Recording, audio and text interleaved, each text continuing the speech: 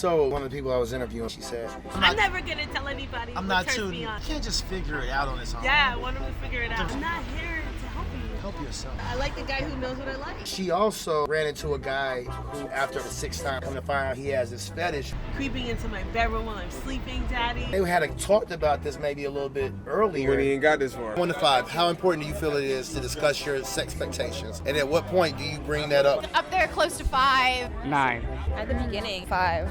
5. I need to know the first day. So you don't want to have any sex negativity. 5 for me, and as soon as it is relevant. Well, how do you bring that up on the first date without coming off like a creep? Not the first date. Not the first date. Before the first time you have sex. The second or third time you hook up with them. Maybe we should have a conversation. You've got to make sure everybody's comfortable with whatever you're willing to do and like whatever they're willing to do. I'm just saying. Establish safe words. Establish safe words. I just joke. So what's your fetishes? It's easier for me if I'm a woman. You gotta come off as a friend. Feel like every female is kind of lesbian until you get her mind, her body, and her soul followed. That's what they want, and that's what you guys want. That's the right way to go about it. Come to find out he has this fetish. And if they had talked about this maybe a little bit earlier, When he ain't got this far. you would have known. It's like, woman can't feel like she's telling you everything. You have to figure some things out, but where's that balance between what you do communicate? You agree with this woman that I don't 100% agree with her, and I don't 100% disagree. people have different views, but I couldn't imagine going to a job that's going to pay me and they say, figure it out. Yeah. Y'all need to tell me what you want me to do because I want that paycheck. Well, you see the kind of work we do, just figure it out. That's fair. No, you wouldn't do that at your job. If you don't even know what they need, how can you deliver? Some people don't even tell you. I'm sure you've had a woman when you like, I don't even know what you want. Yeah. Well, if I got to tell you, why don't you just tell me? Because the two people never took the time to vet the probability of success with that person. As I like to say, top 10 emotional needs. You can have more than that, but I need to know what they are so I can fulfill on them. Like love languages, right? Me and you talked about that. And pretty much everybody has all of them. It's not like you're like, right. only... If you know what the top ones are for your woman, then you know how to cater to her. Gift giving is low on her list, then when she's upset, flowers ain't gonna make a big difference. Word. You might think, well, that worked with my last girlfriend. Yeah, because your last girlfriend, her was top her need thing. was right. Every woman in the And people tend to render their emotional needs to other people. If mine is words of affirmation, then I'm gonna give you a lot of words of affirmation because that's what I want. Let me start from here on a bigger conversation. Can I use you for example? Yeah. So Spody and has an emotional bank account for you. You have an emotional bank account for her. Like any other bank account, you got withdrawals and deposits. Yeah. Every time you fulfill on her emotional need, Deposit. and like any bank accounts, once you get to a certain amount of deposits, she's in love with you. Matter of fact, that can be any woman. If you started making emotional deposits to a coworker, That's real. and next thing you know, your coworker in love with you. You and realize like, how emotionally bankrupt some people are to Bingo. where certain common courtesy things, Right. right? They like that shit resonates deeper Yes. than what it is. This is just me being nice. And you Yes. you know No, what I'm saying? true, Like you true, put me true. on that pedestal. And it doesn't matter how much you put into that Word. bank is not even... Because shits get like a little misconstrued because somebody misunderstanding a gesture.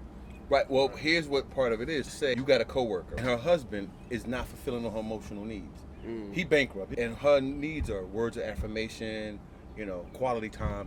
And you go into her desk every day, quality time. Hey, girl, I like that dress. Words of affirmation. Spend. Oh, wow, them pants look good. Hair look good. Deposit, deposit, deposit. Next thing you know, she got these feelings for you, and she's like, why am I feeling this? Because you fulfilling her needs, and you don't know it. You just been seductive. or just being himself. Well, I mean, it seduced her. It doesn't matter. He didn't, try. Now, if her husband was fulfilling them needs, then it wouldn't register, it wouldn't show up. But because she's not getting it at home, and you delivering it, Like means more. Or now it's she's more like, impactful. man, if you're not meeting somebody's needs and your bank account goes in the negative, then your relationship's going to be in turmoil. Just period. It's just simple math. If she says, I want quality time, then you have to go to the next level and say, okay, what does that look like?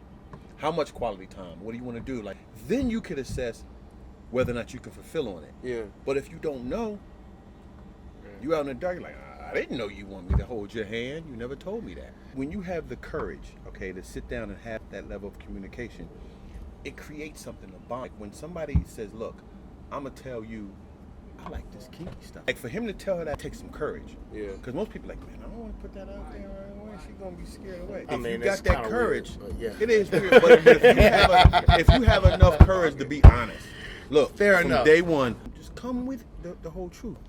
Why waste each other's time? Y'all sit down and come up with your top 10 emotional needs, right? Just the top 10. And then y'all change papers. Yeah. Circle everything on my list that you can fulfill. And then draw a line through all the emotional needs that you like, I know I can't do that, right? The ones that you're neutral, you leave them blank. The first girl I did this with, on her list, I had 6 circles and like 2 lines. So it was 6, 2, and the 2 possible. That maybe. She gave me my list back.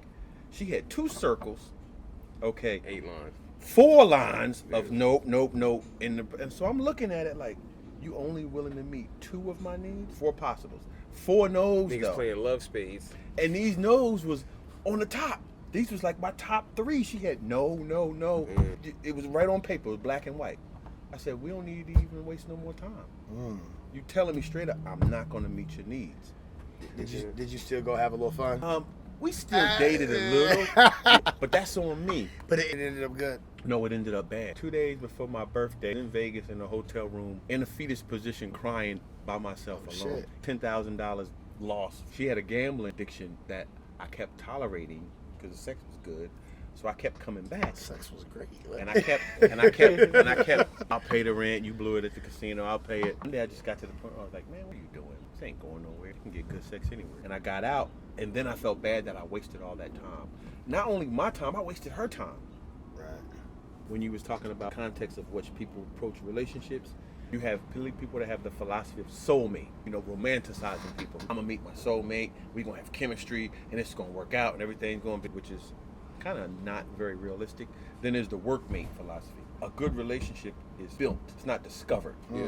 I'm not just going to go to the mall, I met my soulmate at Target. Like, no, even if you meet that person, you have a lot of chemistry, you're still gonna have to do a lot of work. One thing I was saying about some women that was looking for the fantasy, like I'm gonna meet them, sparks gonna fly. Like when I meet a girl that has that philosophy, I know right there her level of maturity is still, you still believe in the Disney shit. Yeah, you still believe in think the a Easter dude gonna Bunny, come on a Santa horse Claus, and right? You still believe in that. You kissing frogs, Word. thinking they're gonna be princes. You haven't grown up yet. It's gonna be some work. I feel like that kind of goes into the hypergamy thing.